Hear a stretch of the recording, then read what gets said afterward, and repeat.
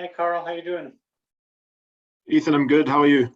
Good, thanks. Good. We just started the webinar session here, so we're just gonna keep quiet and lay low until 1 o'clock when we get started here. Thanks for joining. Thank you.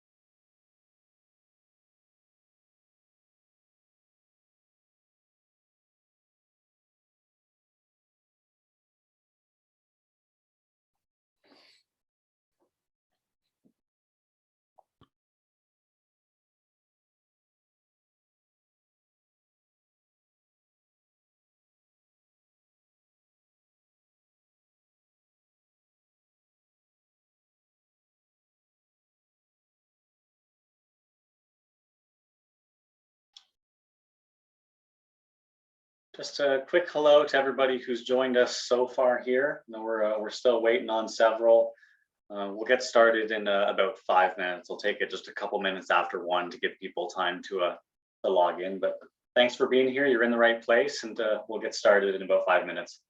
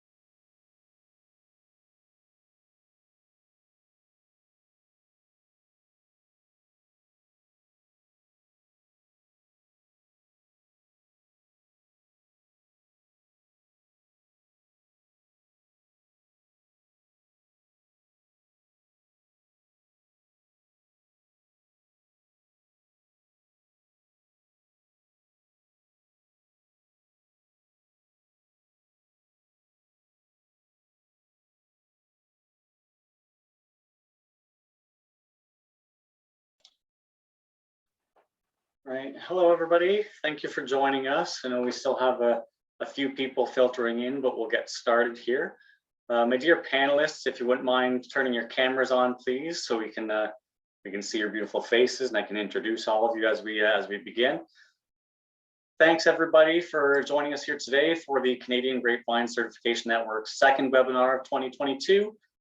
This one is the first in a series of grape and wine cluster research updates that we'll be hosting throughout the year. Today's focus is on the theme of cold hardiness and climate change. Please note that this webinar is being recorded and we will post it on our website afterwards. If you wish to either view it again or share it with colleagues who are unable to make it today, that should be done within the next few days or so. That will be available to you. Just a quick intro for myself. My name is Ethan Churchill. I am the project manager for CGCN. I'll be serving as your moderator here for today's webinar. We are joined by three fabulous guest speakers, Dr. Harrison Wright, Dr. Jim Willwerth, and Andréanne Hébert-Haché. And we also have with us here representing the BC Wine Grape Council's R&D committee, Carl Vandermeer, who I will turn it over to quickly now just to address BCWDC. So go ahead, Carl. Thanks, Ethan. So good morning, everyone. Yeah, my name is Carl Vandermeer. I work for Terra Wines out here in BC and assist Kathy Malone in heading up the R&D committee for the BC Wine Grape Council. Normally, we'd have a technical feedback session every Thursday to the R&D committee on various, topical or pertinent items that we would be researching and requiring feedback on as an industry.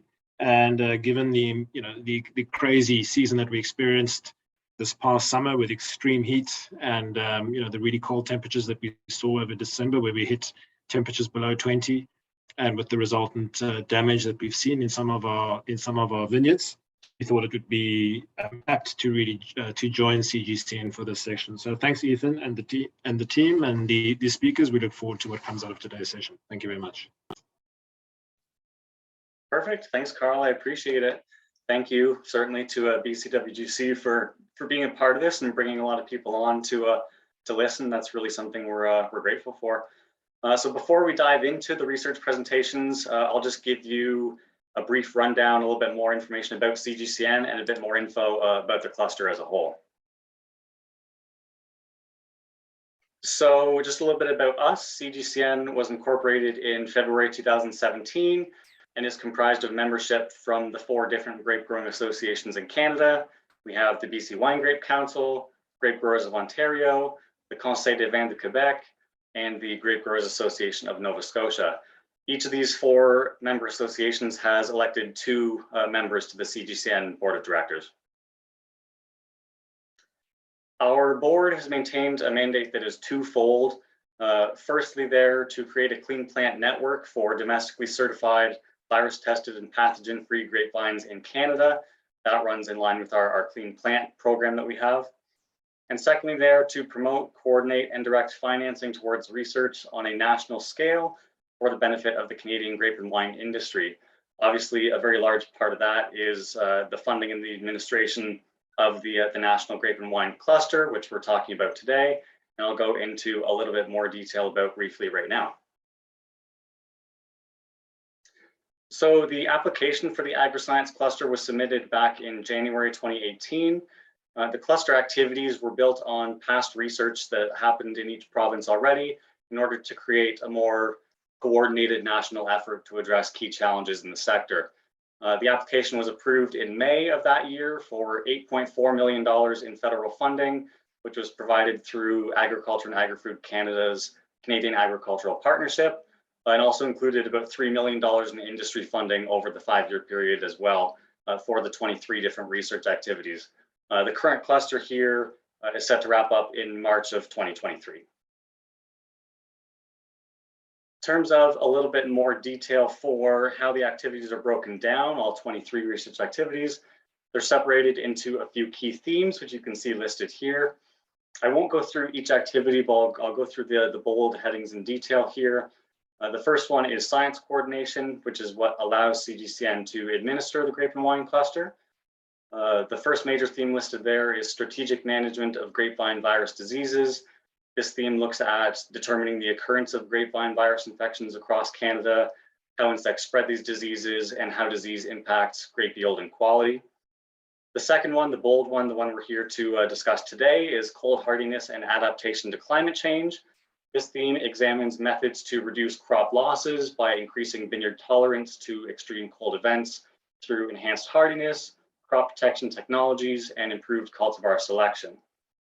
We also have sustainable management of soil, water, and crop quality.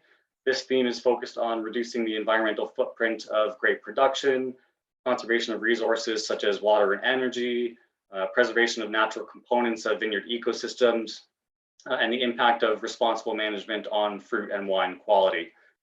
Also there we have optimizing the quality of Canadian wines, which is not really a thinker. That one's looking at improving the quality of Canadian wines and doing so in a way that ensures the environmental sustainability of the production cycle and maintains and grows public trust. Lastly there, we have crop protection and monitoring, and this theme looks to more accurately predict the onset of pest and disease threats across the country. And really a major key to all of these research themes is the last one there, the knowledge and technology transfer, or KTT, back to the industry. We at CGCN actually operate a KTT committee, which is responsible for, oh, sorry, that's wrong slide. There we go. Got a little trigger happy there. So CGCN has our KTT committee, which is responsible for hosting a lot of events and sharing information to the industry. The efforts here include development of our websites, both in English and French, use of our social media platforms to share information, hosting research events, distributing a regular newsletter, and obviously hosting webinars like this one. This is a big part of our KTT outreach, certainly for 2021 and 2022. Okay, there we go. So if you're ever curious about research updates from the Grape and Wine Science Cluster, they're posted as they become available on our websites, both the English and French websites, under the research heading, which if I did this properly, there we go, pop up right there. Most recently, there were a number of cold hardiness updates that have been posted for BC, Quebec, and Nova Scotia, as well as plain language summaries for all of the research activities that get posted on an annual basis. So you can check back regularly through all the different subheadings because there's always new information available about the cluster. So that's all for me. Thank you for allowing me to talk a bit about CGCN's programming and how the cluster works. There's my contact information listed as well if you have any questions about the cluster or anything I've discussed. I'll stop sharing my screen now, and I'll let Andréanne pull her information up, and in the meantime I'll just do a bit of an introduction for her and a bit of a quick explanation. So just in case people weren't here the last time we did this, the way the Q&A session works, the questions work, is at the bottom of your Zoom screen there, you should see a Q&A button, Q&A feature. So at any point, feel free to type your questions in there in that section. And we do have a time allotted for Q&A at the end so we can answer them. Just because any of our webinar attendees don't have access to audio or video, feel free to type your questions into the Q&A and we'll get to it at the end of that session there. So now I'll introduce our first guest speaker. Andréanne Hébert-Haché is a viticulture and enology researcher at the Centre de Recherche Agroalimentaire de Mirabel, or CRAM. She completed a BSc Honors in Enology and Viticulture in 2016 at Brock University, where she's currently finishing a Ph.D. in Biological Sciences with a specialization in Plant Sciences, Enology, and Viticulture. Her Ph.D. research focused on characterizing the influence of clone and rootstock selection on grapevine cold hardiness. She joined CRAM in October of 2021, where she oversees the current viticulture research projects. Andréanne hopes to develop new research opportunities in enology and viticulture to benefit the Quebec grape and wine industry. Without further ado, I will turn it over for her presentation. Cool. I hope you can see it. Can you see my mouse? I'm wondering if yeah. Nice. Thank you, Ethan. Okay, thanks very much, Ethan, for the introduction, and thank you for the CGCN for inviting us to present the work we've been doing under Activity 5. So the assessment of grapevine cold hardiness under the Eastern Canada climate using different techniques. So right off the gate, I'd like to thank Alexander Campbell, who's a co-author on my presentation and who's been helping a lot with the fieldwork and data collection and putting the data together and everything, and also Dr. Caroline Provost, who is the director of the CRAM and the PI on this activity, and who's been leading the team until I joined in October. So thank you very much to both of you. Oh no, I can't switch slides. Okay, activity 5 is separated into 3 parts. So the part A is the establishment of a monitoring system for the evaluation of cold hardiness of different grapevine cultivars in Quebec.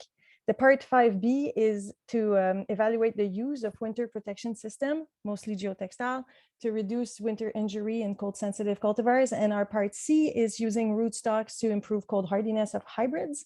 And I will guide you for part C. I will not be talking about it today because it's kind of wrapped up, and it's just been the topic of a scientific peer-reviewed publication that is open access. So it's available for free in the publication Horticulture in 2021. And I'll be talking today about part A and B. So a bit of an overview just to show off our beautiful research vineyard.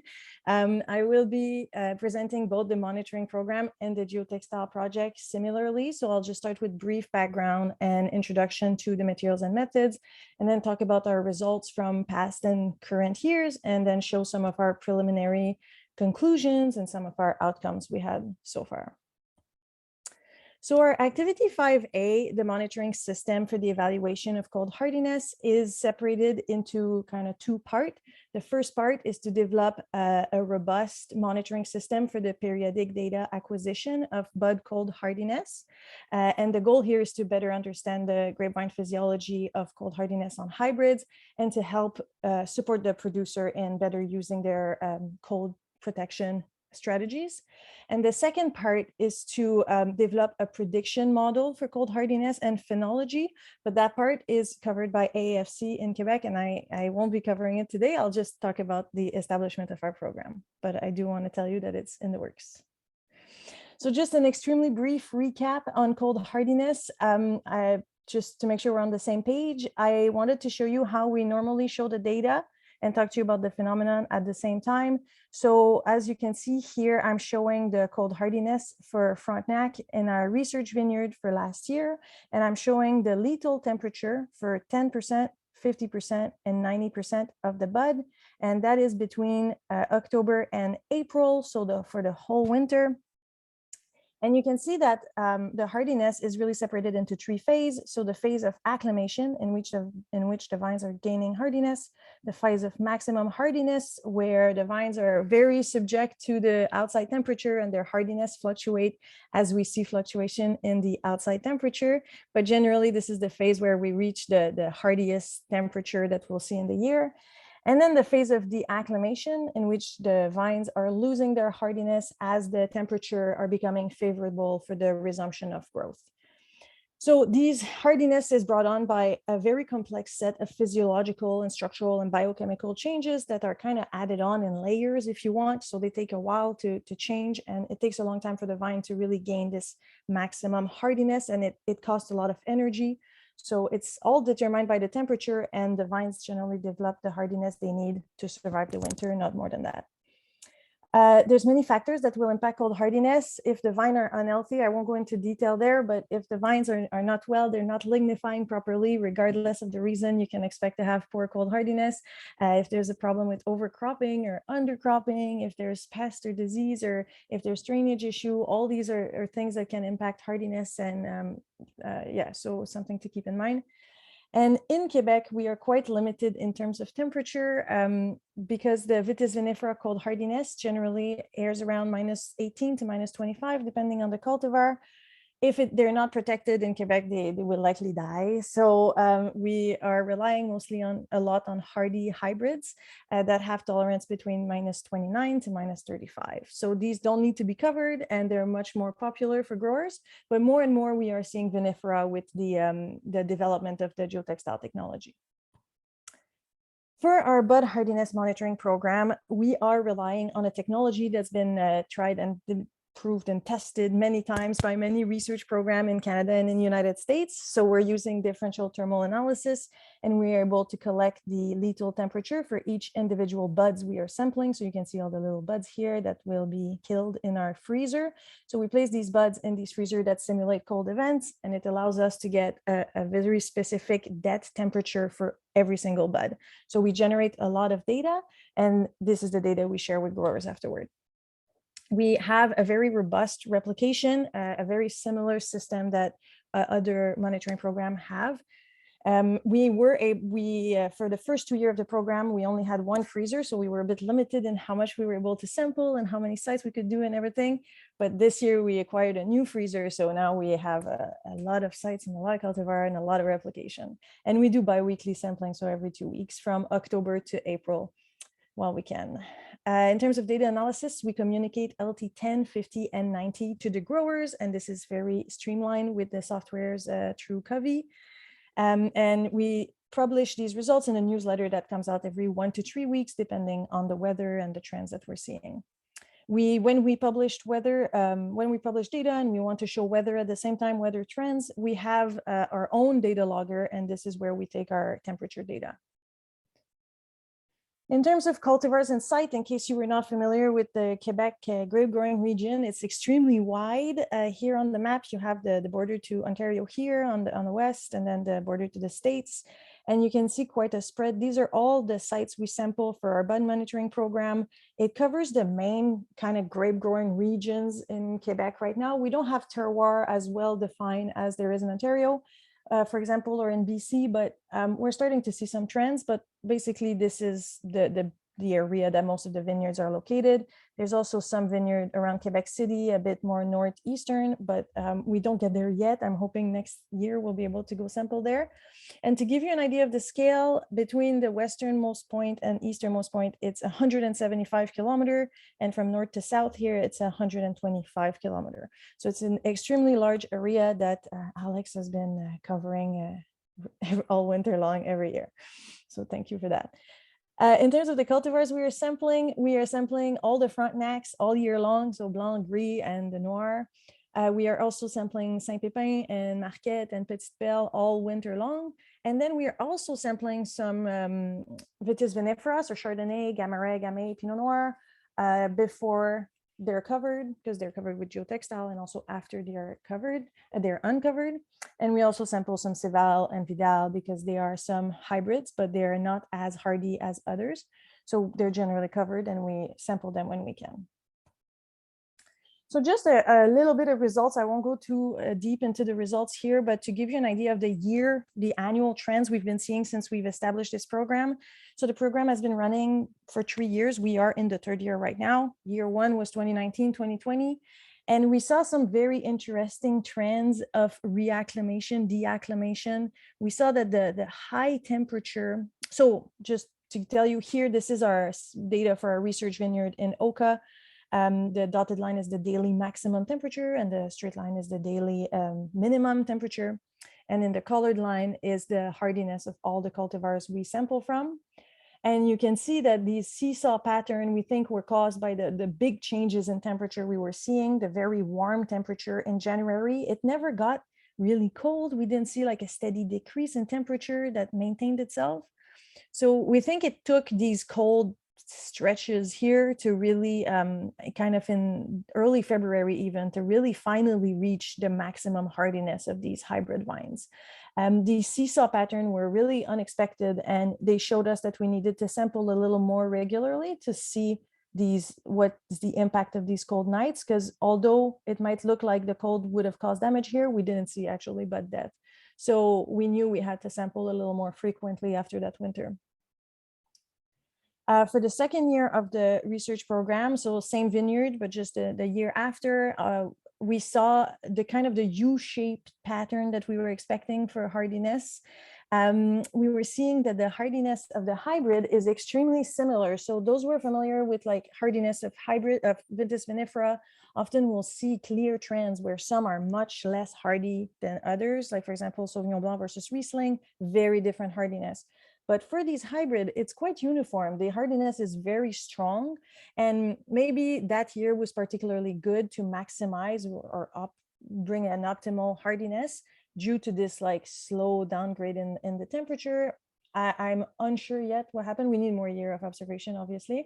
But this was an excellent year to study the trends of this trend of weird, I don't want to say weird, but small deacclimation and reacclimation that we saw quite across the board on different sites as well. So we are studying more like what is the role of the outside temperature on this and how to better understand it to be able to better predict it. So it was really interesting to study this in year 2. And then on year 3, we saw once again this year, right now, we're seeing a very different year than previous years where the temperature dropped very, very low. So you're not seeing it here for Oka, but on many of our sites, the temperature dropped actually below -30. So we did see finally that the minimum temperature crossed into the LT10 temperature. So we are seeing generally more than 10% bud death, which we were predicting because of our LT10 and LT50. So it's very interesting to study right now, and it's too early to draw any conclusion right now, but we saw a lot of site differences in temperature experienced and on bud survival. So here, for my final kind of result on this project, I just want to show you the maximum hardiness for each of the cultivar over multiple year. So each bundle here is for 1 year. So the first year of the program, second and third year. And you're seeing the maximum, the spread of maximum hardiness across all sites.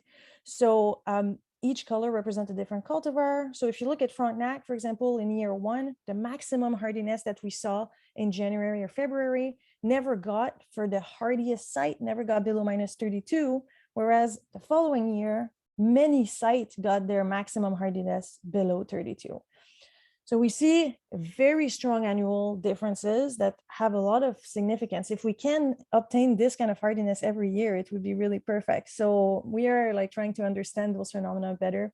And we also see that the hardiness is very similar across all the cultivar and that there's quite a spread between the sites. So in terms of outcomes and conclusion for this part, you know, as you see, we have been able to build this bud hardiness monitoring system for the Quebec industry, and we've been working really hard. We've published 24 newsletters so far over 3 years, and we are working on a website to share this data more rapidly for when there's extreme cold event, and we can warn the grower. This year really outlined the need for this kind of effort. We are seeing some pretty important site and cultivar differences, and we do see that there's such different years that we need to just keep monitoring, especially if we want to develop a robust model. We are seeing kind of like the maximum hardiness happening every year. We're seeing that it changes from year to year, and we're trying to understand how to optimize it year after year. And I didn't talk to you about vinifera, but I can answer a question about vinifera in the question period if needed. In terms of future direction, I think we really need to better understand the hardiness temperature relationship for these hybrids. It's a bit more understood in vinifera, but it seems like the hybrids are extremely sensitive to these warm temperature in the winter. And I think it's very important to focus research on better understanding that. For activity 5B, it's really on using geotextile and better understanding the use of geotextile, their impact on vines. And first of all, we want to see what's the impact of the type of geotextile. And for the second part, we wanted to determine when are the best time to install and to remove them. So it's really a 2-part project covering both the types and the timing for the geotextiles use. So geotextile, for those who are not familiar with it, I wasn't really when I came back to Quebec. You can see here like what it looks like before the snow and then after the snow. So obviously when the snow is on the ground, you can't install them anymore. So they need to go on before the snow. And you can see that they're kind of these white fabric. It's a bit felt looking tarp. It feels like a bit of felt, quite used a lot in horticulture already. And it helps really maintain the temperature under the geotextile quite constant. And when they're covered by snow, the impact is really major on the under geotextile temperature. You'll see it in the results. It does bring a bit of a technical challenge, which we can talk about more again in the question period, but in terms of when are they installed and what work needs to be done when we put them on, you know, in terms of pruning and tying down before this happened and doing it before the first snow. Also about how are they put on, how are they removed, how are they stored, things like that to keep them in good shape. Lots to think about before you bring a geotextile program in the vineyard, but then it's very useful. So we really wanted to know if the type of geotextile makes a difference, because there were 3 main ones used in Quebec vineyards and some discussion on some being better than others. So we looked into that. And also, does it matter how early they go on? And does it matter how late they stay on? And so at the same time, we are testing other things. I do want to mention we're testing like pruning time, severity of pruning. We're testing installation height of the geotextile. We're testing many parameters right now. So if you have more specific question, maybe I can answer it in the question. And I know Jim Willwerth is also a specialist of geotextile, so I'm sure we can answer your question. In terms of materials and methods to answer these questions on geotextile, we have set up some pretty extensive trials in 5 different vineyards on 3 different cultivars. So I have them kind of listed here. And each experiment is repeated over 3 years. And what we do is we use the 3 different geotextile and we install them or remove them in 4 different timing. So we install them either early and remove them early, install them early, remove them late, install them late, remove them early, install them late, remove them late. So these 4 combinations with these 3 geotextile gives us like kind of a 12 combinations over these 3 cultivar and 5 sites. So it's quite an extensive project replicated annually. And when the timing difference is about 2 weeks for the installation. I have the dates here that we've run this experiment. So about 2 weeks difference. We install them generally early November, and for the late installation, it's like 2 to 3 weeks later. And same from a removal, we remove them generally early to mid-April and remove them 2 to 3 weeks later. We collect a ton of data, like weather on site and temperature under the geotextile, snow cover, phenological stage, anything you can think of for viticulture research. So in terms of results we had, I know maybe I'm a bit long here. I hope I'm not too long. In terms of results, what we're seeing for the type of geotextile, so we're seeing that snow is really the biggest factor in the temperature under the geotextile. So you see here in gray is the temperature outside in the field, and the temperature in color, the lines in color, they represent the temperature under the different types of geotextile.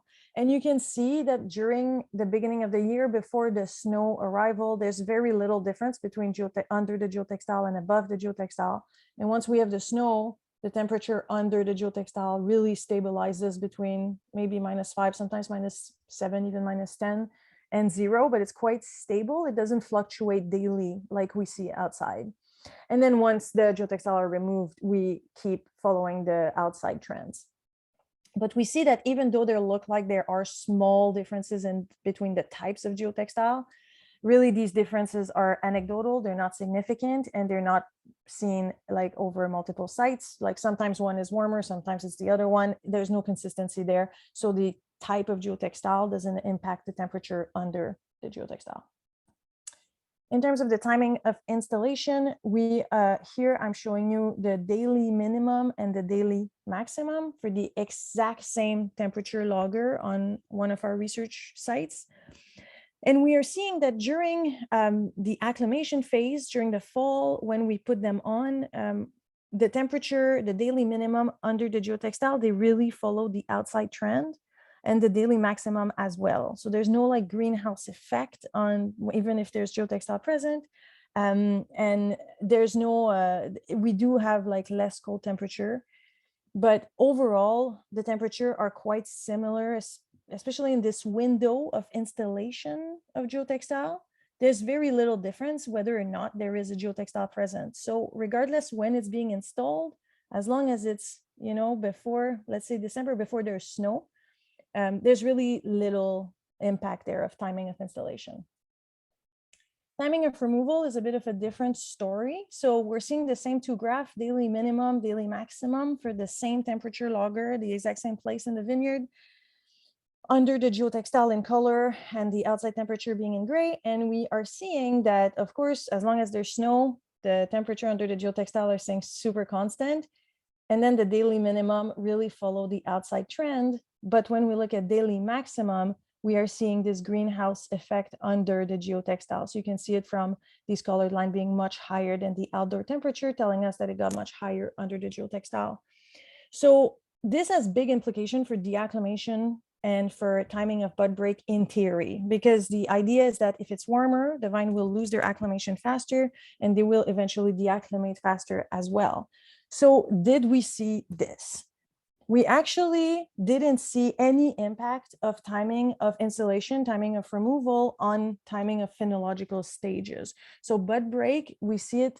So these are our curves of phenological stages. If you are not familiar with them, as we get higher in the graph, that means that the vine progresses in its growth, and is the BBCH system, which is kind of universal amongst plants. And bud break is around this here, these stages very low. And what this tells us, the lines are stacked, completely stacked so much that we don't differentiate them, because the timing of bud break was the same regardless of the type of geotextile. And it was also the same regardless of the timing of installation and removal. When we look also at yield, I do want to mention yield because that was a big thing. Like if there is more, let's say, damage to the buds because of a cold event or something, or if there is a difference in the dead of the winter between the geotextile and some buds are being like damaged by cold temperature under some of them, we might see an impact on yield. But regardless of yield or yield component, there's never actually significant difference brought on by the type of geotextile or the timing of installation and removal. So I won't get into detail here, but yeah, I can tell you, like, if you just look, the different color here represent this different type of geotextile within a timing treatment. And there are small differences, but they're not actually significant and they're not reproducible. And same here, different types of geotextile with different timing and the different color. There is some differences, but these differences are not observed on different sites or for all the cultivars. Overall, there's no significant difference. So our preliminary conclusion on this project, they are preliminary because we are not fully done yet, but I do want to say that the type of geotextile, it doesn't seem to be any difference in temperature under them. So it doesn't really matter, and there's no impact on survival or on yield or on food quality there. In terms of timing of installation and removal, because the temperature under the geotextile during the acclimation phase in the fall are quite similar to that outside, seems less consequential. And the high temperature under the geotextile at the acclimation in the spring could have an impact on hardiness and timing of bud break in theory. Although right now we're seeing very little overall impact on vine physiology or yield and yield component there, but more work needs to be done. So to wrap it up, it appears that the tree geotextile are good, but the timing of installation is flexible, so you can work on when you're ready to put them on, and if there's snow or not, how early snow come on your field. But we are working on better understanding the deacclimation dynamics because we are expecting something there, and we want to understand it better before we make kind of recommendations or give you real conclusion there. So I do want to finish by acknowledging the whole team at the CRAM, like Alex and everybody, Richard, Stefano, Sophie, Miriam, I can't name everybody. And thank you for Alexander Campbell because he provided every single picture in this presentation. Thanks to CCOVI and Brock University for your support, always there to help us with our system and being the master of this technology, called Hardiness. It's been great to work with them. And thank you to the funding partner, obviously the CAPS program and AAFC and the Conseil des Vins du Québec. Thank you so much for your support. It's so great to work with the Quebec grower. It's amazing. So thank you everybody for listening to my presentation. This was my first Zoom presentation ever. So.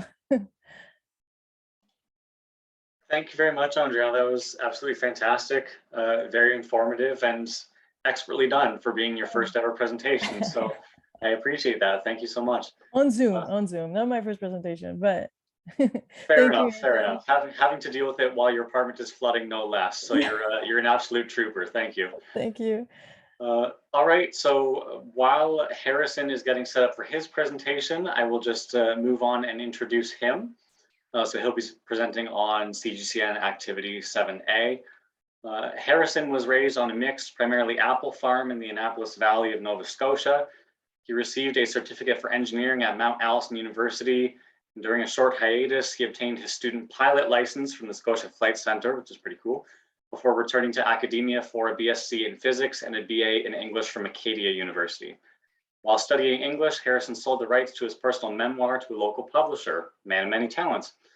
Shortly thereafter, Harrison parlayed his background in engineering / physics / writing into a job driving a 1974 Ford 3-ton spray truck administering research trials at the Kentville Research and Development Center. With time, Harrison returned to school to pursue graduate studies. He did an MSc in agriculture, plant physiology, and a Ph.D. in biology, plant physiology, both through Dalhousie University. Postdoctoral work was performed at Laval University before he accepted a position as a research scientist with AAFC. Harrison lives in the community of Woodside, Nova Scotia in the Annapolis Valley on a small farm with his wife and their 3 boys. I feel like that introduction was a story unto itself. I can see your English degree shining through, so thank you, Harrison. So go ahead, you can pull your presentation up and you can dive right in there. Thank you. Thanks, Ethan. A little bit ridiculous. I wrote that, of course, but yeah, can you see that all right? Can you hear me all right? Yeah, if you want to go ahead and do the slideshow view, just so we can see it full screen. Yeah, that's perfect. Yep, so thanks again, Ethan. Yeah, my name is Harrison Wright. I'm a research scientist here with Agriculture and Agri-Food Canada in Kentville, Nova Scotia, where we grow wine grapes. So today I'll give an update on activity 7A, which is the activity we're doing here in Nova Scotia. And I'll be talking about Nova Scotia wine grape frost risk in a changing climate. So just a quick overview of the objectives for activity 7A of the wine grape cluster. The first objective is our bud hardiness survey. So this is very similar to what Andréanne was discussing. We do almost the exact same thing as they do there in Quebec, and also they do in BC and also in Ontario. We conduct a survey. This has been great activity and objective. The industry's really embraced it. It gives us an opportunity to talk to growers all the time. They're always interested in how their vines are fluctuating. And yeah, it's been a real good vehicle for engaging industry on both bud hardiness and lots of other topics. The second objective, major objective of this project or activity is looking at factors with an implication on winter and cold damage. So first, I'm not going to talk a lot about what is really the backbone of this activity, which was the bud hardiness survey. Andréanne did a great job discussing what they do. Like I said, we do a very similar thing here. We've seen similar results. We've had similar questions every year. New things come up. We cover 5 varieties. I guess if I could describe the differences between the programs is, I think it's safe to say in BC and Ontario, you guys typically track vinifera. You mostly grow vinifera. You typically track vinifera. In Quebec, they do grow some vinifera, but I guess predominantly hybrids, I think would be safe to say. Whereas in Nova Scotia, we're pretty well split. I mean, a little bit more hybrids, but everyone wants to grow vinifera, it seems, as well. So we have a good split in our commercial vineyards, and also in our survey reflects that of hybrids and vinifera. We have several sites of each of these 5 main varieties that we chose. I've described Nova Scotia as we're a little bit on the fringe of where you can grow wine grapes. In some ways, we're warmer than most of Quebec in terms of our winter lows. We don't get quite as cold as they do normally. Minus 30 would be like a once in a 50-year event for us. Minus 20s are normal though. And we've had a couple minus 25s, I'll get into that. But we don't get as much heat as Quebec, so we probably get by with the fewest heat units out of the 4 main provinces here. So we cover these 5 varieties. Lac-Qui Blanc is our main hybrid. It's mostly just grown in Nova Scotia. It's a white. It's grown in some other places, but it's our #1 hybrid that we grow. We also grow Marquette and a lot of other hybrids as well. But these are the 2 we chose for our survey. And then we got some of the classic, more hardy vinifera there as well: Chardonnay, Pinot Noir, and Riesling. We like Andréanne said, we conduct a survey. We usually start end of October, early November, and we go right through until end of April, sometimes even the first week of May we'll go into. That's all I'm going to talk about that today. So I'm going to talk a little about our second objective, which is really just a catch-all. We just want to know everything we could about bud hardiness and winter hardiness and cold tolerance. And like I said, there's a lot of, or like we said earlier, I guess, there's a lot of information there on vinifera. We've been doing the viability or the hardiness survey for probably 6 or 7 years now anyway, 7 years, I guess. But there's not as much information on hybrids, and some of the things are a little bit different. So as part of Objective 2, we also tracked bud viability every few weeks to go along with the bud hardiness survey. We're also interested in tracking the water relations in the plant. The water status is important to the hardiness of the plant. The plant desiccating itself is really a big part of how they become hardy. We also wanted to better understand the information given to us by the DTAs. The DTA is the machine that was already described about how we determine the hardiness when we bring those buds in and put them in the freezers. That's differential temperature analysis. So we were thinking there's maybe more information we can get from some of this data we're collecting than just the LTE 50s and 10s and 90s. And this last part we didn't really intend to do, but it was kind of out of necessity. We found ourselves responding to widespread cold damage events, and we've had several. I mean, after we had gone years without anything major happening here in Nova Scotia, like a decade anyway, just in the last few years, they've picked up. So the first one, June 4th, 2018, at the Kentville Environment Canada weather sensor, it measured minus 1.87 early that morning. This next temperature, this was in 2020, we had a minus 25.5, maybe not cold by Quebec standard, but this was not good for us. This wasn't the Environment Canada sensor though. This was actually our Kentville Research Station research vineyard. It was minus 20.5.5. That killed our vinifera. And unfortunately, I think this is the same cold vent that came through Quebec and had those minus 30s. When it got down to Nova Scotia, it was minus 25.2. This just happened a few weeks ago. And again, every time, I guess only silver lining is every time some of these things happen, we do learn something. So today, because the topic is climate change and cold damage, I just want to talk about one of these. Like I said, every time one of these things happened, we did all sorts of tests and we always learned something.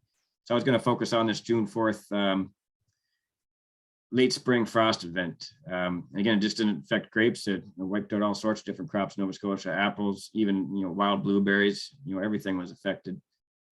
I should say this temperature was a low temperature, was a low June temperature record, and that record in Kentville, we've been collecting data there since 1913. So that was the coldest temperature in over 100 years for June. So again, the rest of the presentation, or at least a good portion, I'm just going to talk about in this one event. There's a whole bunch of things we did for that Objective 2.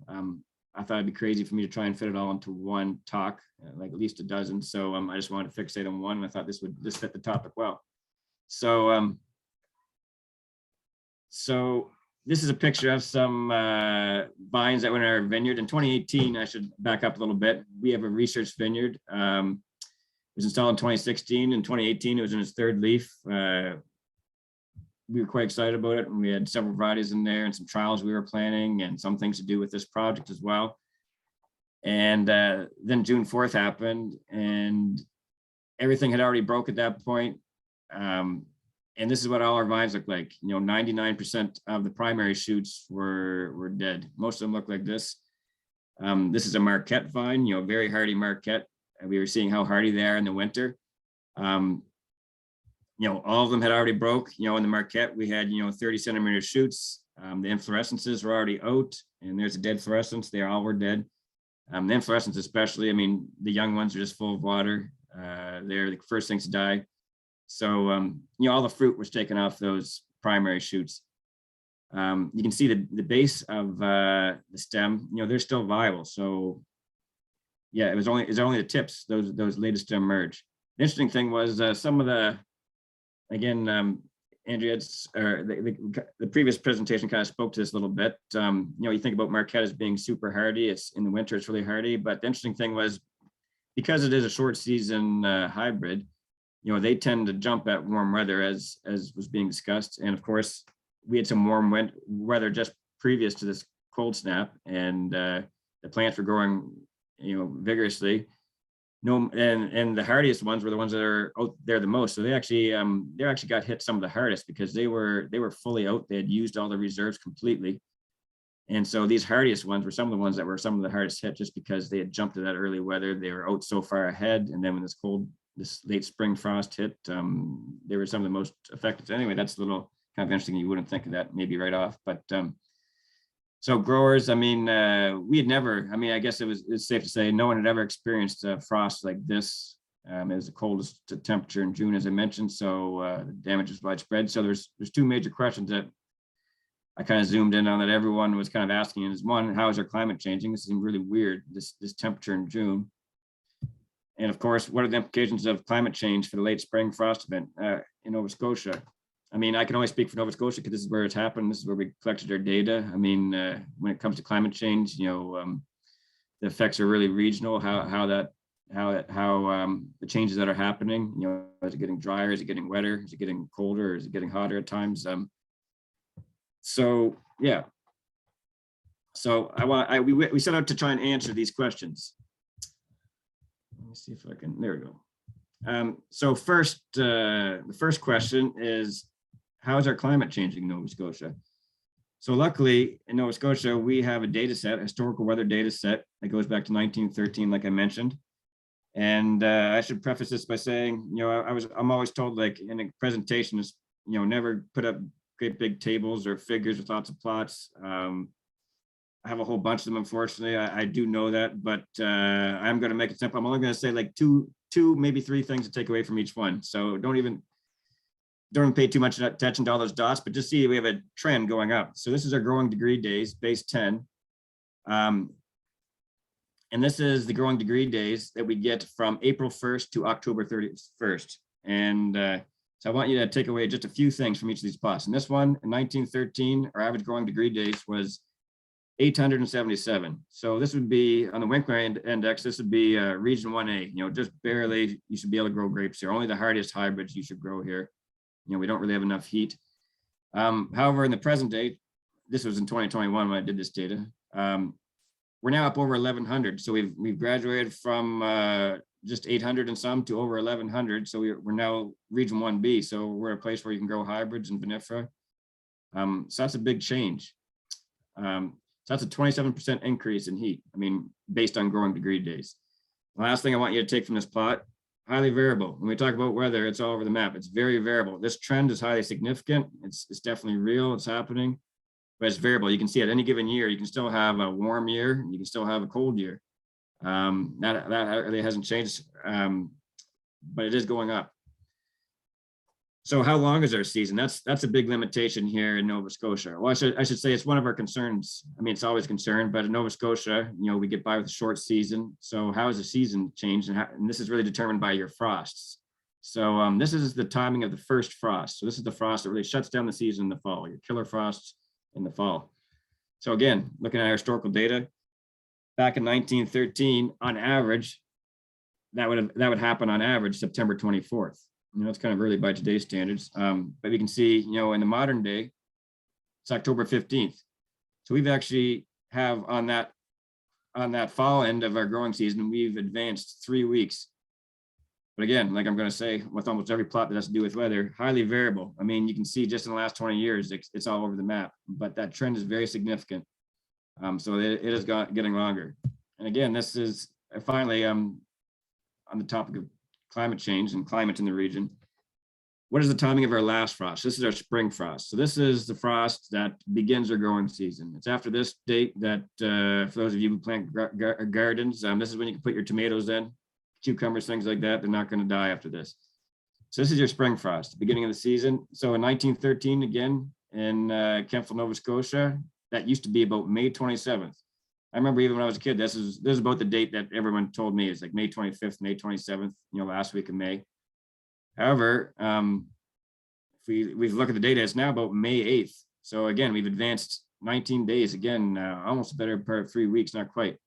That's on the front end of the growing season. So just for those who are keeping track, so here in Kentville, based on the two ends that the days we've added on either end of our growing season, that's 21 plus 19, we've added on average 40 days to our growing season. So I think it's safe to say if this was 1913, I mean, despite the technology, I wouldn't even be talking about growing grapes in Nova Scotia. Probably wouldn't be happening. I'm not saying climate change is a good thing by any means. I don't want to be misquoted there, but obviously things are changing. And finally, highly variable. Again, I don't want you to think just because it's warmer and we have a longer season, you can count on that every year. You know, when you look at this data, especially if you can see here in the last few years, it is all over the map when these last frosts can come. But the trend is very significant. And just to put things into context, that 2018 frost, even though this is highly variable in these 95% confidence intervals, that's these dotted red or dashed red lines. You know, we're not very confident when that date's going to be. It's like plus or minus a couple of weeks. But even so, even with that big margin of error, that 2018 event was an outlier. I mean, we didn't see it coming. That's outside of where all the data fell there. And just to show you how variable it is, you can see just a few years earlier, 2010, our last frost, you know, in 2018 was June 4th, and 2010, it was April 16th. So, and this is kind of a new phenomenon, being able to have our last frost in April. If I put this line across here, you can see in the last 50 years, it's happened multiple times. You know, we have, you know, at least 10 dates there in the last 50 years that it actually occurred in April. But in the first 50 years of data set, it never happened. So the fact that we're getting these really early last frosts in the spring is a new phenomenon. You know, we can attribute that to climate change, but again, highly variable. You know, whether it's actually becoming more variable, you can see it kind of opens up here, this range. It's hard to say. We don't, that's kind of anecdotal, but it does change a little bit, the variability, but in the last 20 years, especially, it's been highly variable. So unfortunately, we want to know what the frost risk. We know that the frosts are getting earlier, but we also know when you got heat, you know, the bud breaks earlier. So I guess what we're wondering is, you know, we know that the seasons are getting longer. We know the last frost is coming earlier on average, although not always, it's variable. And we're wondering, you know, if the worry is, and we've seen, you know, headlines in France the last few years about attributing early heat and spring frost damage to that. We're wondering, you know, how that's affecting the phenology, and if we're getting, you know, more risk or less risk of these spring frost events. So unfortunately, we don't have an equivalent, you know, giant bud break data set going back to 1913. That'd be great if we did, but we don't. The only thing we have in the region I could find was 12 years of Lucy Coleman data. Lucy Coleman is a relatively hardy red hybrid. It's kind of like Marquette in its timing. It's one of the first things to break in Nova Scotia, and that means it's also probably the most vulnerable to spring. Well, it is the most vulnerable to a spring frost. It's the first one to break. Like I said, some of these really hardy hybrids are actually, you know, quite sensitive to these frosts because they jump at the heat. So we have these 12 years of Lucy Coleman data, and we have weather data. So we did the next best thing besides having actually a bud break data set, and that's we modeled bud break. So how do you do that? So the most basic models simply rely on heat or just heat accumulation. You pick a random date and you assume they're fully dormant at that point, and you start counting growing degree days. It's usually not base 10, it's usually base 5 or something like that. They find is better. So that's one way to do it. We tested a few different things, but more complicated models require heat, the timing of that heat, and chilling. So chilling in the fall also has implications on how much heat this requires over the winter and spring to force bud break. And finally, variety is a factor. I mean, usually the timing of the bud break across the cultivars is somewhat consistent. I mean, in our region, we got those early hybrids, Marquette, Lucy Coleman breaking first, and then the people trying to grow, or people growing vinifera, especially the vinifera that require a longer season. In our case, it'd be Riesling. Those are some of the last ones to break. But in the middle, you know, the order sometimes gets mixed up. That's because some of these factors have different implications for the different varieties. I know in our region, some of our hybrids and the timing of that and some of our vinifera, you know, sometimes one comes first one year and sometimes another one comes first another year. And that's because of, you know, horticulture practices, and also because the climate, you know, affects them a little bit differently year to year. So here's a bud break model. It was an overlap model. So this just shows, you know, the chilling on the bottom, and this is the heat accumulation on the y-axis. You can see actually we have it's a pretty strong model. It's significant. R squared value is high. That means it's good. And, you know, we have a pretty nice straight line. between the amount of chilling. If you have a lot of chilling in the fall, you need less heat in over the winter and into the spring. So just to reiterate that, if you have cool temperatures in the fall when they're going into dormancy, that kind of primes them and they don't need as much heat to break. But if you have like a hot fall, or this is a problem in warmer regions where they have problem breaking things because they don't go into full dormancy. If you don't have enough chilling, then you need a lot more heat. I was going to point out, we do have one outlier here. It's 2019, and that's significant because that was the year following 2018, the year of big frost. So we thought that was kind of interesting. We can't explain why, but obviously that's a factor not being accounted for by our simple model. So that frost affected those vines in some way, and they didn't need as much heat as the model would have predicted to break that year. So now we're looking at our bud break. So this is our predicted bud break. So we have our model. We went back to our nice weather data set and we looked at it and said, what do we predict the timing of bud break would have been based on our model? So again, back in 1913, those Lucy Coleman, we predicted would have broke on around June the 4th. Now in modern times here, 2021, that's jumped all the way to May 16th. I will point out it's highly variable, but that's an advance of 19 days. And if you remember, that's exactly how much our spring frost also advanced. So almost in lockstep. And again, this is just a better plot to show it. So there's no trend here. This is actually when we took our bud break date and subtracted our last frost date. So if you have a positive number, that means your bud break occurred after your last frost date, which is what you want. You don't want it vice versa, or else you get hit by a frost. So you can see in this plot, there's absolutely no trend. We have approximately an 8-day buffer here in 1913, and we still have an 8-day buffer in 2021. In other words, in 1913, bud break occurred approximately 8 days after last frost, and the exact same can be said about 2021. So even though so much has changed in this region, I mean, we have 27% more heat. We have a 40-day longer growing season on average. Things are highly variable. Because those things kind of changed at the same time. It's really impacted. It really hasn't changed our frost risk. I mean, we still can get a frost and frost damage. You can see in this plot, this is for Lucy Coleman, very vulnerable. So you can see they have been hit by frost several times. This is our riskiest cultivar because it breaks so early. But that trend, there is none. It hasn't changed. This would really apply for this cultivar and for this region, but it probably applies for all the cultivars, but it applies more for this region. Yeah, so in summary, here in Nova Scotia, growing seasons are warmer, plus 27%, at least in Kentville here, where we have a nice data set. Growing seasons are longer. We've added about 40 days to our growing season. I mean, you have to stop and think about that. That's really quite something to change. Bud break is earlier by 19 days, according to for our Lucy Coleman model. And our last spring frost, I should say, is earlier, 19 days. So there's been no change in really the frost risk. Finally, is evidence of climate weirding. I like this term, climate weirding, so climate change. Some of the climate modelers call it this now. It's hard to say. I mean, again, this is kind of anecdotal. Some of our data.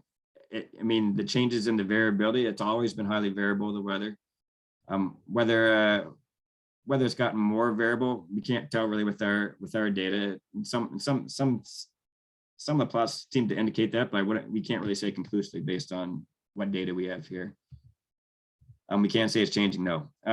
So question raised over the course of this project so far, future research, Chardonnay clone trial. I mean, this is work being done by Jim and Andréanne was part of that as part of her Ph.D. We'd like to do that here in Nova Scotia. We had some trouble because of the pandemic getting vines the last couple of years, but we'd like to finally do that. This is what really interests me, the impact of horticulture practices and climate on nutrition and hardiness. And so we've kind of done some preliminary work into this, but we'd like to explore it more. Harvest timing, in other places found it doesn't have a big effect, although we have evidence that it could have an effect here in Nova Scotia. And I think the difference might be is because our seasons, even though they're longer, they're short relative to the other regions. And, our harvest comes right up close to, and sometimes after that lethal frost in the fall. So our vines don't always get, a couple of weeks with healthy leaves on to ripen their wood. Pruning timing is a question that's interesting to us, how that affects bud hardiness or not. Crop load and vine balance. We've also done some preliminary work on this. I like to look at it more. Surprisingly, we crop some hybrids at 8 tons an acre. We crop some at 2 tons an acre and everything in between. Again, this is preliminary results. We didn't see a difference in bud hardness. They looked like weaker vines. They were low in vigor, those ones with 8 tons. But surprisingly, and this is just preliminary, at least on these hybrids, we didn't see a difference in bud hardness. Although we did, yeah. And finally, rootstock. We have a nice rootstock trial block here in Nova Scotia. We'd like to do work with rootstocks like they've done in Ontario and also in Quebec. I think there's some interesting questions you can ask there, especially with nutrition and hardiness on the hybrids. And understanding site variability. Andréanne talked about this in Quebec quite a bit. And here in Nova Scotia, we see this as well. We see huge differences between sites. By huge, I mean like 2 degrees. And it's not always the strong sites or the sites that look really healthy that are necessarily the ones that are really hardy, which is interesting. So I'd like to understand more and kind of focus on in the future, what explains some of these differences that we see in our survey sites or cross survey sites in the hardiness. Finally, I think that's it. I appreciate everyone's time and for listening in.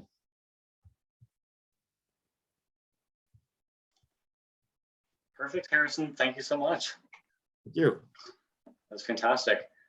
All right, I'll let you finish up there and turn the screen share off, and then Jim can transition into his. And while you're working on that, I'll introduce Jim. So Dr. Jim Willwerth is an assistant professor in grapevine physiology in the Department of Biological Sciences and a researcher at the Cool Climate Oenology and Viticulture Institute, or COVI, at Brock University. A major component of his research program is focused on grapevine cold hardiness physiology and understanding how to maximize cold hardiness in vinifera. In addition, he has research projects involving grapevine clone and rootstock evaluations, novel freeze and crop protection strategies, and viticultural practices to improve sparkling and still wine production.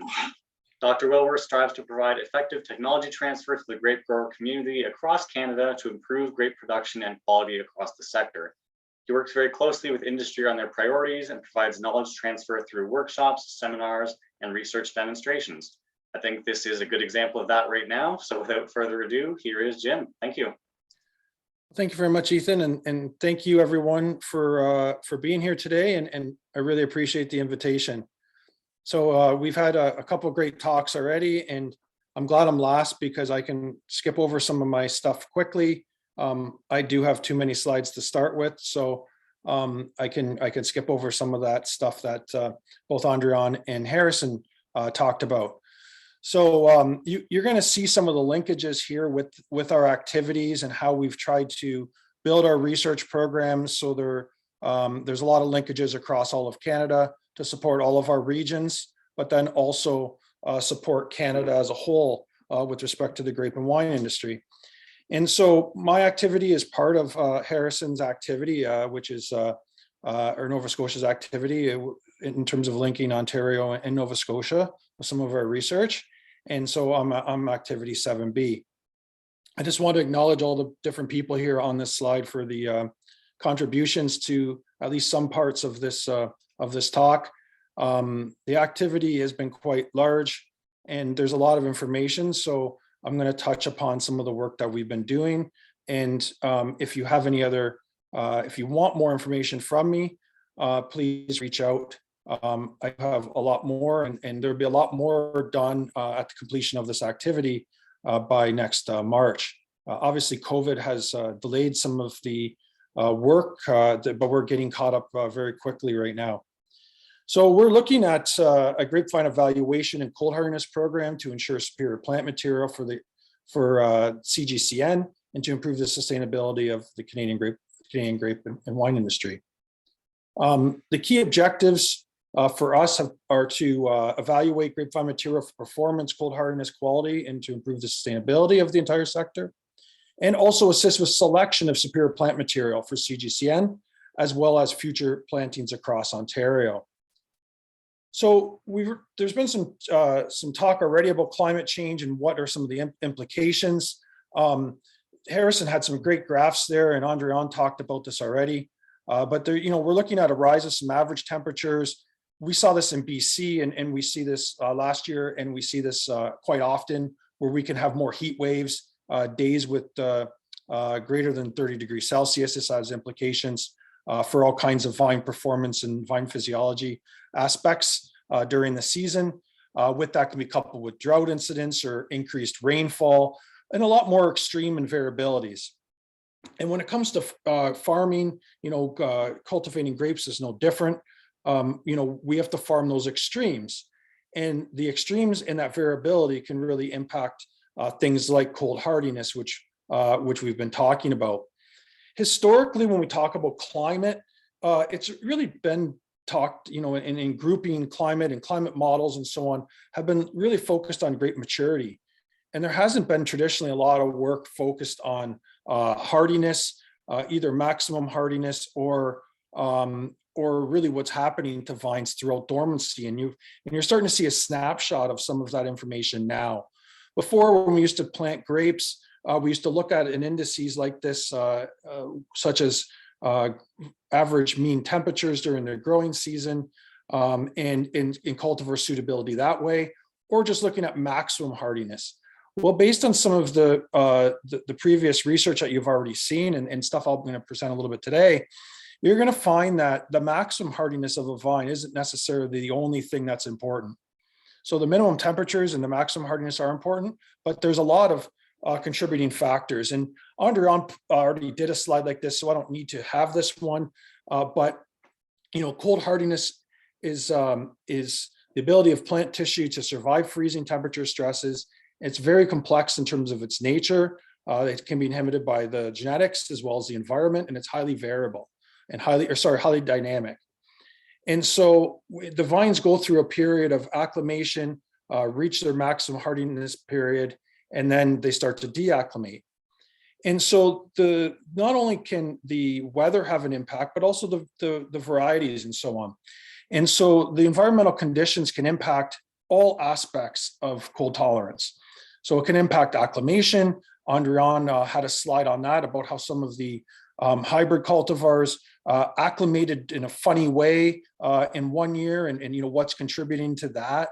Maximum hardiness, deacclimation can also be impacted, and we see that, and I'll show you some data to support what I'm trying to say here.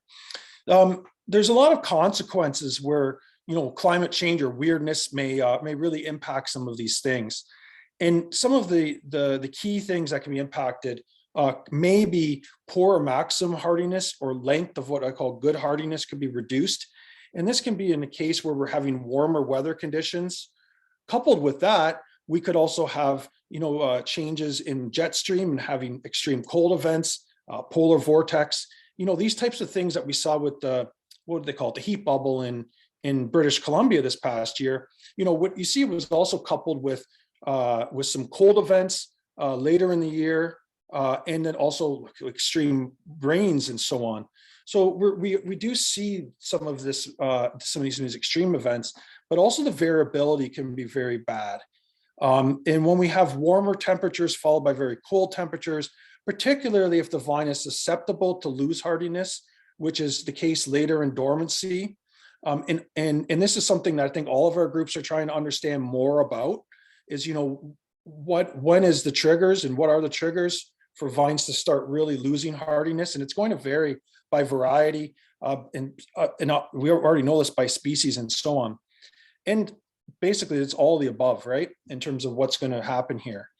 And as we've already seen in some previous talks, not all plant material is going to respond the same, and it's going to differ based on the sites too. And this is what Harrison was just talking about, and Andréanne with the bud survey work, that each site could vary as well. We grow a wide range of varieties in Canada. We do grow a lot of vinifera in our major wine production regions. We also have a lot of French hybrids and other hybrids, and we're even looking at new varieties too. And so and especially in the future. And so all of these things can factor into the cold tolerance. And here's an example of cold tolerance sampled here in Ontario, of 4 different cultivars. We've got our 2, Harrison mentioned it as well, 2 of our hardier viniferas, which are Chardonnay and Riesling.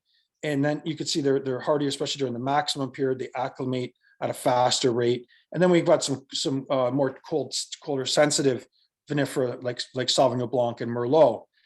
But you can see that they can vary and lose cold tolerance at different rates once we get past this point of maximum hardiness. And that's when we're getting to the deacclimation period, where weather can have a big role. When we look at tender varieties, one thing that we found is that they can be a lot more variable across the season. So here in Ontario, we've been tracking hardiness. This is like 12 years of data here. I think it's 12 years data, looking at, or 11 years of data, looking at hardiness of Merlot. And Merlot is one of our tender varieties, and you can see there's a lot more variation during the acclimation period, during maximum hardiness, and also during the deacclimation period. And this is one of the things that make a variety like Merlot more what we call like less cold tolerant, because it seems to be more variable from season to season and have a much larger range of maximum hardiness, for example, even though its maximum genetic potential is still not much more than below -20. So this is one of the reasons why Merlot is one of these real benchmark varieties to look at when, as soon as you start to have damage, or you think you have damage, it's one of the first vinifera we'd start to look at because it can be more susceptible to winter injury. Flip it over to Chardonnay, and you can see it. This is looking only at like 6 years of data that I've highlighted at least. And you could see that, yes, we have some differences from during the acclimation and maximum hardness period, but during deacclimation, this is when we can have huge differences in terms of the cold tolerance. And so, you can't look at a calendar date and to say, yeah, it's February 17th. The vines are going to be hardy to, -23. And on March 15th, they're going to be hardy to, -21. It doesn't work that way. It's highly driven by the environment. And so, especially during the deacclimation period, where they're really only held in dormancy due to freezing cold stresses. And one of the cool things, this is a paper from Andréanne actually, from last year. And we were looking at different varieties and different cultivars with respect to their cold tolerance, and also looking at some clone and rootstock comparisons within these varieties as well. And one of the interesting things that we found, or that Andréanne found, was the uniformity of bud hardiness can really vary between the cultivars. And one of the things that you can see is that, yeah, there's Sauvignon Blanc buds, that can get, if you look even here, there's Sauvignon Blanc buds that can get as hardy as Riesling buds. But if you look at the whole, there's a lot less uniformity, between Sauvignon Blanc and if you look at Riesling. And so when you look at the total, when you look at the median of the data, which we use for LT50s, you can see why some of these varieties may be more susceptible. It's just that it seems that Sauvignon Blanc is not, doesn't have the ability to acclimate as uniformly as other varieties, such as Riesling, which is a really interesting finding. And when you look at something like Marquette, Andréanne had an example in her presentation, and here's some data from Ontario. There can be a lot of variability from one year to the next. And when we have warm winters, the vines do not acclimate and they do not get as cold tolerant as they do in a very cold year, like one of these polar vortex seasons. So this is some data collected before the cluster started, and then some data since the cluster has been started, to examine, how Marquette can vary. And so this has huge implications. So you plant a cold hardy hybrid that has great maximum hardiness, and it performs very, very well. Like, you look how cold tolerant it is even later months when it's really cold. But if you start having variable weather, warmer conditions, all of a sudden, hey, this vine is not as cold tolerant as it possibly could be, which this is concerning when it comes to different cultivars and trying to find one that's, tolerant for all conditions and all seasons. So this is something that we've been trying to do, is look at more resilient cultivars, ones that are more suitable to our environment, ones that can be more adaptable to a changing climate, And maybe it's looking at not only the cultivar, but also looking within a cultivar in terms of clone and rootstock. And even if we can change and increase the tolerance at certain times of the year, or the resilience to some extreme changes, even by a degree or half a degree and a little bit at a time, just like what we found with cultural practices, a little bit of benefit from doing one practice, a little bit of benefit from another, and all of a sudden you can get the tolerance of that vine, to be a couple degrees more tolerant during the winter. So that's one of the things that we're starting to look at now, in trying to study with this activity. And so, what does all this mean that I've been talking about? That we can have a lot of environmental conditions during dormancy that can impact the hardiness. The cultivars may respond differently to those conditions depending on their genetic background. Maximum hardiness is really important, but in reality, hardiness is dynamic. And so, these are the types of questions we need to be asking. And Harrison's charts that we're looking at, the variability is really critical, right? Because we're finding that the dates of our averages are changing, and we're getting warmer, having earlier bud break, but we're getting more variability. And that's not just in Nova Scotia, that's what we're finding in all wine producing regions worldwide. So one of the primary things that we've been trying to look at is studying different grapevine genotypes. We're really looking more and more at deacclimation, how to improve resiliency during deacclimation. And so a couple different ways we've been trying to look at this has been through vine selection, as well as treatment of vines with plant growth regulators. So the plant growth regulator part has been a more minor part of this activity, but it has helped support the activity in conjunction with some additional OGWRI funding. And this is just one snapshot of just, I'm going to talk about this at the Ontario Fruit and Vegetable Convention next week. But how we've been using a plant growth regulator in the form of citric acid analogs. Citric acid is a plant hormone that induces dormancy. It's a stress hormone, plays a role with water relations and so on and so forth in the vine or in plants. And the key message here is that the key takeaway is that through some of these analog treatments, we've been able to, it didn't really impact the acclimation period of maximum hardiness, but as the vine started to lose cold tolerance, some of these analogs were actually able to delay and maintain hardiness. And then we were actually able to delay bud break. And if in this picture here, these Merlot vines had delay of bud break of almost 2 weeks in one of the particular growing seasons. So that's been our most extreme finding that we've found, or that result that we found with respect to delay of bud break. In some seasons, we have not seen such a dramatic impact, but in every year we do see some kind of delay of deacclimation, maintenance of hardiness and dormancy. And so we're looking at this as a practical way, but also as a research tool to understand, if we have a vine treated with something like this versus one that's not, what changes within the vine. So, but our other main objective has been use of plant material. We want to study some of the best plant to study and evaluate some plant material that might be best for climate adaptation here in Canada. And so we're looking at different cultivars, clone, rootstock, and it goes without saying that the quality of the material is really, really important. And that's the whole premise of the CGCN, is that we need to have a domestic clean plant program. And so we not only want to have the cleanest material, but we also want to have the best material for our conditions here in Canada as well. So when it comes to clones, clonal selection historically has been, looking at different cluster morphology, berry size, could be flavor and color. Perfect example are the, Pinot Gris and Pinot Blanc. This is a mutation on a Pinot Gris vine that's reverted back to Pinot Blanc, for example. Here's an example of some clones of Pinot Noir and how they can differ.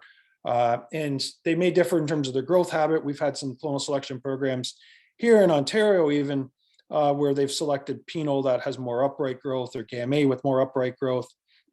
But one of the key things we want to look at, which traditionally has not been studied in terms of the selection of these clones, has been cold tolerance.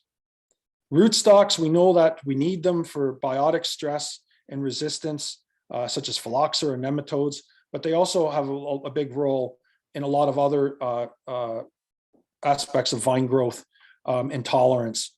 So they can impact the growth.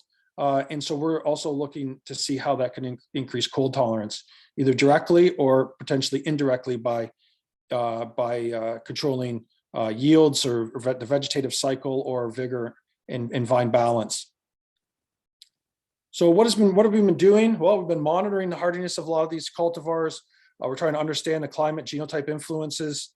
We've been working with some partners because we have a lot of hardiness data over many years, many locations, many varieties, to collaborate and to look at hardiness modeling. If we move forward with the next cluster and are successful in my lab group and as a whole industry, that's something that we'd like to collaborate more with on the projects. We've been looking at optimizing hardiness through cultural practices. A lot of that work happened before the cluster. And right now we're really looking at some of those original points there with respect to improving resiliency, understanding the mechanisms of hardiness, understanding cultivar, clone, rootstock, how the genotype can really have that influence on hardiness response. Nope, don't tell me I'm frozen. Okay, so one of the biggest things that we've been working on is a formal evaluation program to complement the CGCN's program, looking at a vine to glass approach with different grapevine material, evaluating these different vines, and ultimately to have a long-term solution to mitigate climate change and continue to build quality and consistency of the industry. So when it comes to clone and rootstocks, we know a lot of the varieties that do well, especially here in Ontario. We've got like a core 4 or 5 that were really important for us. And so what if we planted more tolerant clones that may reduce cold damage, especially if they're cold tender cultivars like Sauvignon Blanc? And can the rootstock influence the hardiness? So we want to look more and more at rootstocks.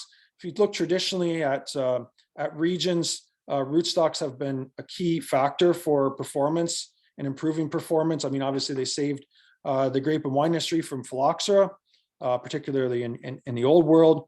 And moving forward with climate change, they probably are one of the most important things that we could probably utilize to have vines gain more cold tolerance or more tolerance in general.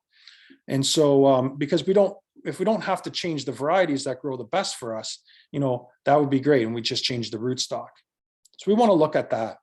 So the original project was funded through an OGWI, NSERC CRD, and now the project is funded through CGCN in the AgriScience Grape Cluster. We have industry partnerships for all of these blocks. They're on different soils, and we have clones and rootstocks of core varieties. So they've been coming into production, and so we're getting more and more data from these blocks. This is some preliminary work that we did with Chardonnay clones to see if there's a hardiness difference with Chardonnay. And you could see that there's a lot of variability with respect to these clones. So this is all 12 different clones or 10 different clones, I can't remember, at one site. And you could see that they differ with respect to some of their cold acclimation. Some acclimate a little bit earlier than others. The maximum hardiness can differ, and they may also differ even within the deacclimation period. So this was some preliminary work. We're like, okay, this is certainly worthwhile endeavor to pursue and look more and more at this. So this is some data from Andréanne, and just comparing how, number one, you're going to get bigger variety differences than clone. So you see Sauvignon Blanc here is in the greenish blue colors, and then Riesling is in the orangey brown. And within though these cultivars, you could see that there's some clonal differences as well. So if you look at Sauvignon Blanc, you could see that this particular clone 242 is less cold tolerant than some of the others at the beginning of January. So we want to see, is this consistent with different varieties, and how does this all play out? And so with Sauvignon Blanc, it was found that, and they were all grafted the same rootstock in this case, they're all in SO4. And we found that there could be significant source of cold hardiness differences, with respect to clone, but there were some inconsistencies, and this is where some of the vintages come into play as well, and the growing in the dormant period. And so not every clone is going to perform exactly the same from year to year. That this is what we've been finding, and the conditions can really impact that. So there's variability in everything. So we need to understand, what are the driving factors here, and this is where more and more research is coming into play. But we want to try to at least somewhat recommend, what are the best performers. And so what we generally found though was that 242, for example, clone 242 and 297 were often less hardy than 530 and 376, for example, 376 and 530 were more cold tolerant compared to 242 and 297. And you see that with some of the information from some of these slides. With respect to the yields, we wanted to look also at the performance and to say, okay, if they are great, if they have difference in hardiness, is the fruit quality, equivalent, are the yields equivalent? So we don't want to have recommend clones that are maybe really winter hardy, but are really poor performers with respect to yield. This was a pretty tough year in 2018. And you could see that, we didn't have a lot of clusters on these vines in that particular year. We had very small vine size. 2019 was a little bit more normal. And you could see that, yeah, they 376, for example, even though it was a bit more cold tolerant, yeah, a little bit less with respect to yields, but overall, not too bad in terms of the number of clusters. What we did find here in this particular year was 530 had really large clusters. So, that there are some difference with respect to the yield components, but we didn't really find a lot of relationships between yields and hardiness, which was kind of an interesting finding. The other thing is when we're looking at fruit composition, again, you want to see if these if the primary chemistry differs for one thing, and you could see here that there wasn't a lot of differences here with respect to things like soluble solids, titratable acidity, and so on and so forth. So, they all performed fairly well. Looking at Pinot, we always talk about Pinot clones. Here's an example of 4 different clones and just the general morphology of the clusters in 2019. This was some work done in the 20-mile bench appellation, where they had a number of different Pinot Noir clones planted. And then now we're growing these in our own research blocks with rootstocks. So we're going to build on this with different rootstocks. So now we're going to build on this research, and we're actually analyzing the fruit chemistry as we speak in our lab. So we had a 1-year delay in terms of getting all of the fruit analyzed because of not having a lot of lab access in 2020. And so we're playing catch up, but like I said, we're getting caught up on the latest clone data. But you could see here that what we found in terms of some of these different Pinot clones was that they didn't differ a lot with respect to their yields. Like, we pruned them all similarly, so it's not surprising that their cluster numbers aren't that different. We do see some difference though with respect to some of the weights and some of the berry weights as well as cluster weights, but overall the yields didn't really vary. When you look at cluster weights and berry weights and so on, that might have an implication when it comes to skin to juice ratios and quality and that type of thing. When we looked at soluble solids, we did see some differences with respect to some soluble solids. 77 we found in 114 of these 4 clones, at least, that they were slightly higher in terms of soluble solids. Not much else with respect to the primary chemistry there with TA or pH. And there were some differences also with respect to nitrogen and yeast assimilable nitrogen. Now, this is something that we're investigating more and more with our new blocks when we have different rootstocks, because rootstock can impact nitrogen uptake as well as other nutrient uptake. And so this is something that we're really interested in looking at this year, because in Ontario and probably in BC as well, YAN levels were really, really low because of some of the conditions that we had during the season. So we want to see, okay, the rootstocks that's going to make, more consistent or produce more consistent grapes, regardless, and have more consistent yields, regardless of this variability in the seasons.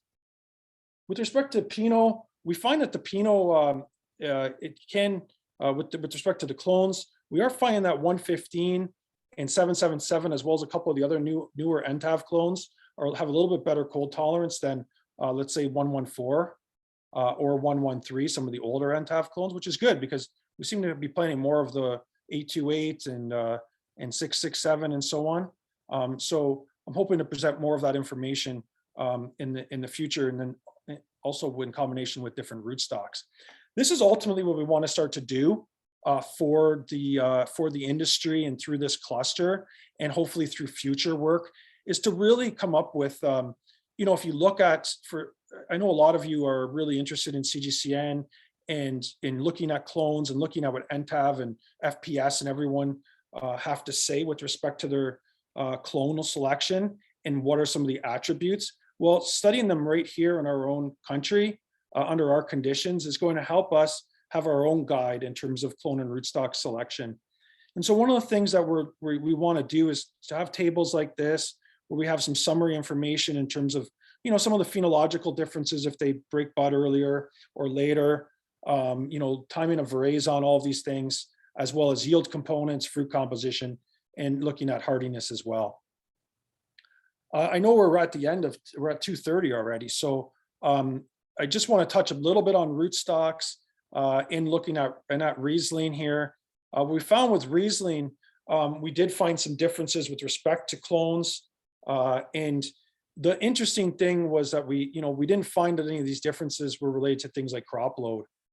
And the one thing we found, because I'm going to just pass over some slides quite quickly now, is the fact that when it comes to some of the clonal selection, we are finding that some of the more consistent differences of clones are the fact that if they're from different places of origin, if they're all sourced from the same country or appellation, for example, we're not finding as large of differences or any differences with respect to hardiness.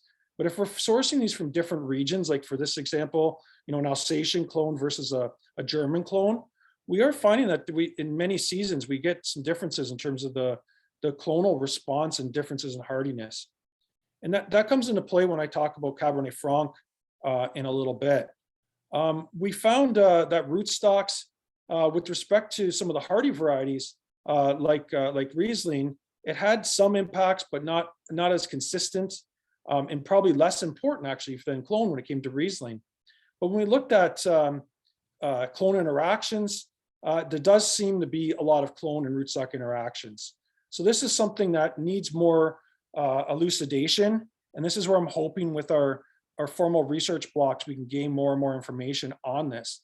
Is that, hey, maybe that clone performs a lot better on a certain rootstock than others, and that might differ even from our regions as well. And so this is something that we found in this study with Riesling, but we also found this in Cabernet Franc. And so when we look at the effects of clones on one rootstock with Cabernet Franc, this was looking at 214 and 327. So two really common Franc clones. This is from Ling Su's thesis, which he just defended last week. You can see here that there's not a lot of differences at all with respect to some of the hardiness of these different clones grafted on 10114. And again, these 214 and 327, they're both Bordeaux clones, so they don't have a lot of variation in terms of their origin. And that's something that we're starting to try to figure out if that is one of the key things. However, when we looked at 327 and looked at different rootstock, we found more consistent results with respect to a rootstock effect. And it was, though, also dormant season dependent. So in some winters, we found the rootstock had a greater effect than other seasons. And then this is looking at for 327. Oops, sorry, same slide. And then finally, when we're looking at clone and rootstock interactions, you can see here again, we have more significant differences at each sampling time or at more sampling times when it came to that clone and rootstock interaction. So again, that the grafting of the combinations had an impact, which is another interesting finding here.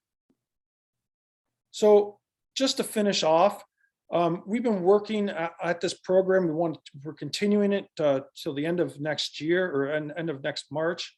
And overall, we want to have a research program to support the Clean Plant Program in various CGCN initiatives. This concerns aspects of clean plants, germplasm, vine repositories, propagation, and diagnostics. These are all with my colleagues. My group will support more on the production side and study the physiology. Right now, myself and Dr. Sud Pujari are working on a CFI application for a farm that Brock has to help support CGCN and continue to build on all of these initiatives that I just mentioned here, as well as the clone and rootstock evaluations in our existing blocks, but then also expand on that in looking at not only the vine performance and the fruit quality, but also study more and more on the physiology and looking at some of these interactions that clone and rootstock and cultivar can have. The other interesting thing that certainly want to start to look at moving forward is there's more and more interest with disease-resistant cultivars. So look at some of the VCR varieties that CGCN are going to be bringing in terms of some of the budwood. Some looking at some different cultivars potentially from German disease-resistant selections, as well as French ones.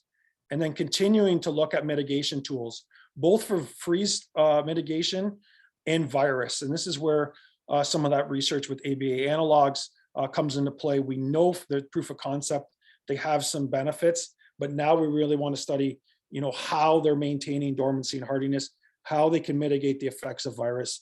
And this is where some of my collaborations with some other colleagues, as well as some of my graduate students are doing work with, including Alex Gunn at the moment.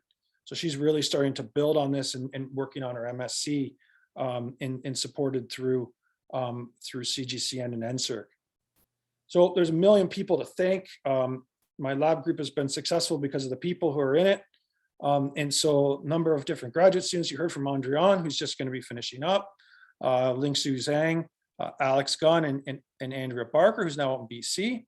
A number of past undergraduates, and then my current undergraduate students, both Austin, Claire, and Tyrim, are all working on some of the CGCN cluster clone and rootstock fruit composition as we speak.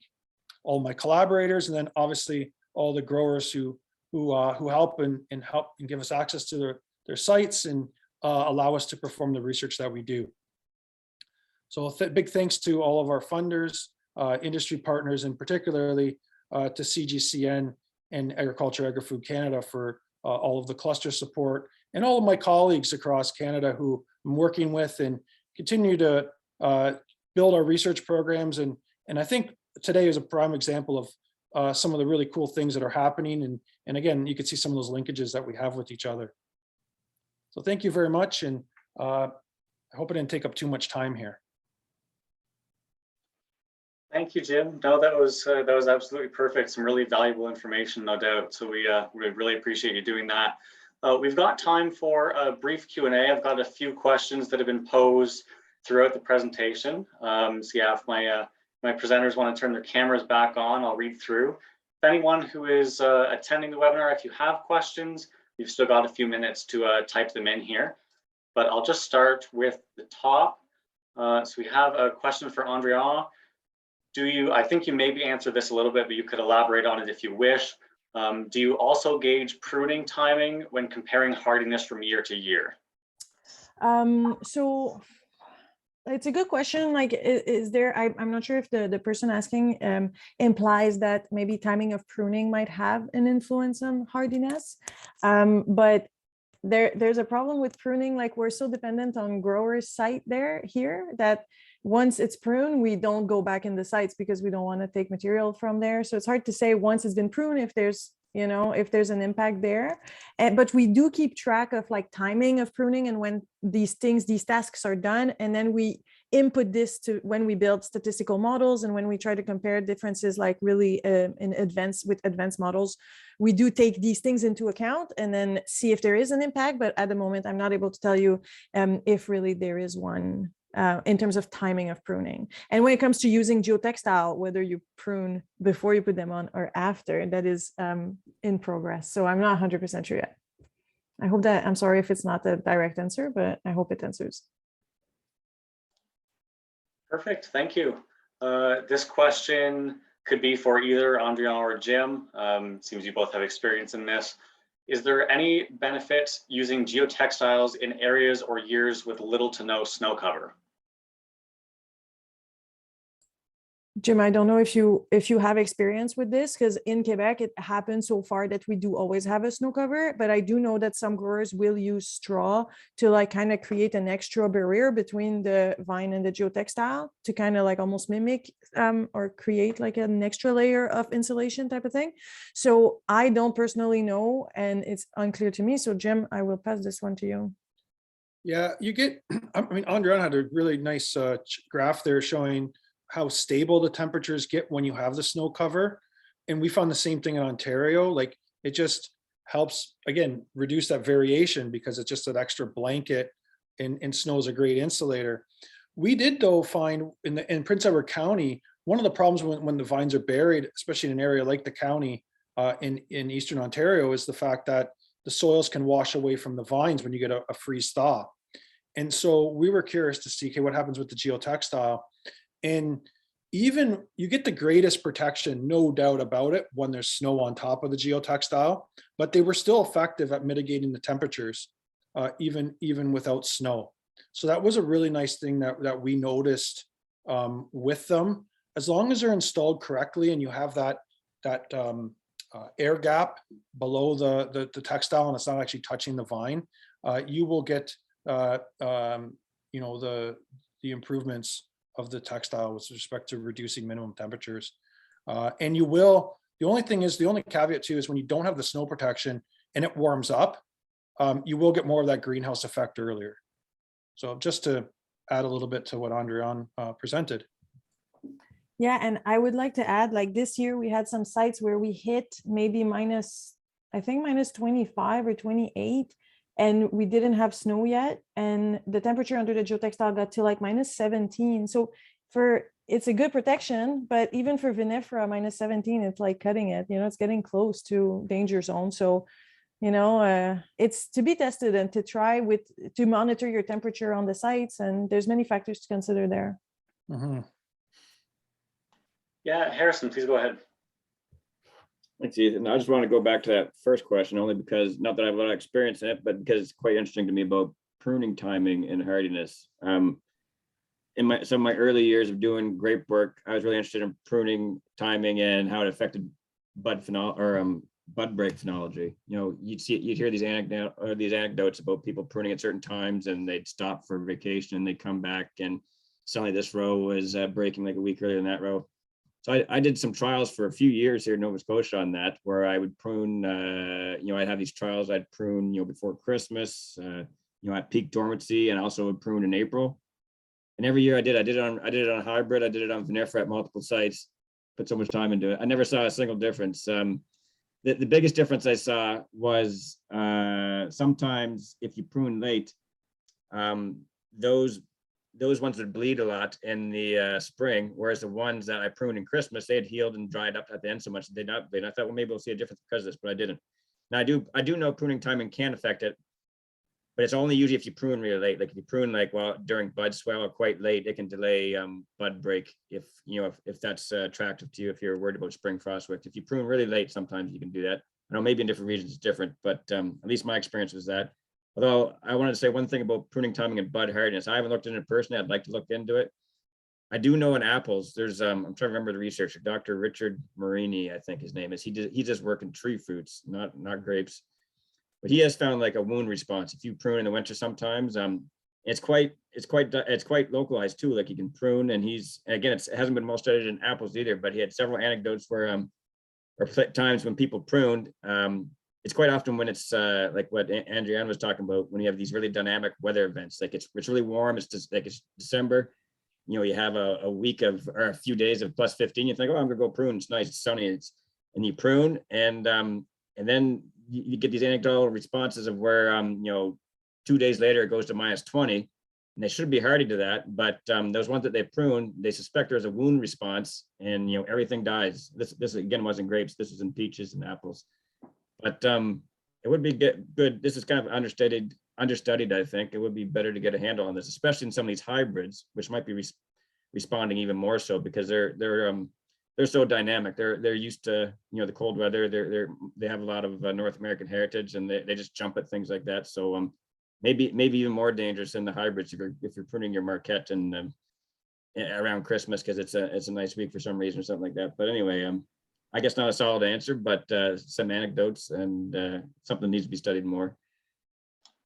Thanks. Yeah, no, that's cool. Yeah, thank you for contributing to that.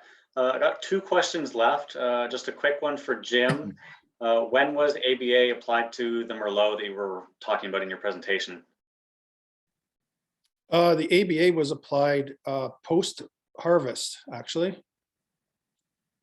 So we've done some studies where we have with some colleagues in BC and other places in the US, and we have applied it earlier from veraison to a few weeks post-veraison.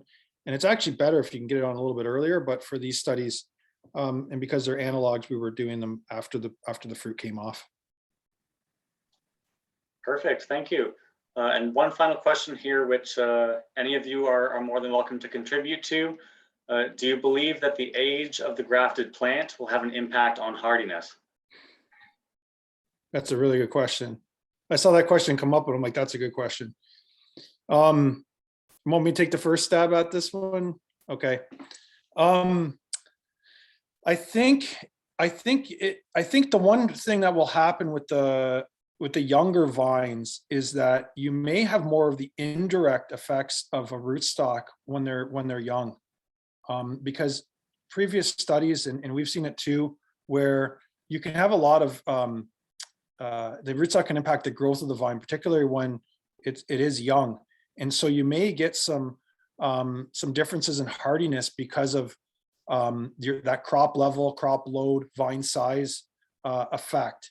And I'm really interested to see some of our results this year because we have some Merlot that's planted on Riparia, and it doesn't matter what clone it was, but on Riparia on the sandy site, we had much lower yields, much smaller vines, and I'm really curious to see how it plays out with respect to the hardiness of those young grafted vines, because they're 3 years old, and then to see, you know, in comparison to some other Riparia, just even in the region of older Merlot, and see how that comes into play. But yeah, that's why these studies, you know, you can't look at just 1 or 2 years of data.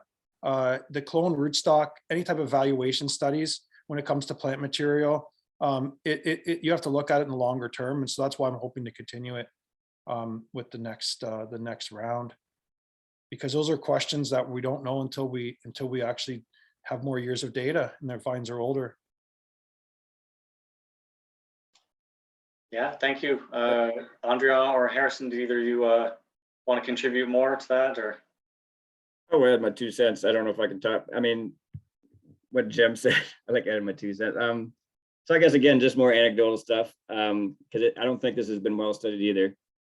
I think as Jim said, you know, the age of the plant affects the growth of the plant. So very conceivably, you know, there's an effect. I mean, I won't even say one way or the other, but as plants mature, they kind of mature and they come into balance. Like the fruit off any fruiting plant, you know, those first few years are weird. They're growing quickly. They're not putting down the same crop. You know, the way the nutrients are in those plants is different.